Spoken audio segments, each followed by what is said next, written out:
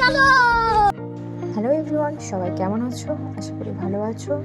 আমার নতুন একটা ভ্লগে তোমাদের সবাইকে স্বাগত। আশা করি আমার ছোট্ট ভ্লগটা তোমাদের অবশ্যই ভালো লাগবে। তো সন্ধেবেলায় কিছু ভালো লাগছিল না, তাই ভাবলাম যে একটু মার্কেট থেকে ঘুরে আসা যাক।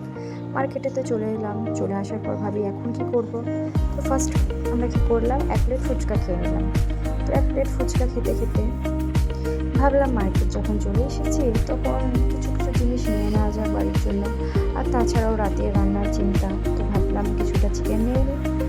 চিকেন নেওয়ার পর বাকি যা যা জিনিসপত্র লাগতো সেগুলোও নিয়ে নিলাম। আর একা সংসার সামলানো মানেই যে একটা জিনিস নিতে যাব, তারপরে বাজার যাওয়ার পর আরও 10টা জিনিস মনে পড়ে যায়, কি আর করব। তারপরে যা যা জিনিস দরকার ছিল সেগুলো নিয়ে চলে এলাম বাড়ি। বাড়ি এসেও শান্তি নাই, আবার চিকেনটা রান্না করার জন্য তোড়জোড় শুরু করে দিলাম।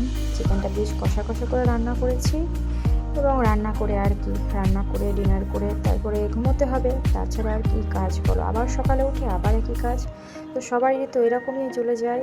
ছোট্ট ব্লগটা কেমন লাগলো অবশ্যই জানিও, ভালো লাগলে পাশে থেকো, লাইক কমেন্ট সাবস্ক্রাইব করতে ভুলো না। টাটা।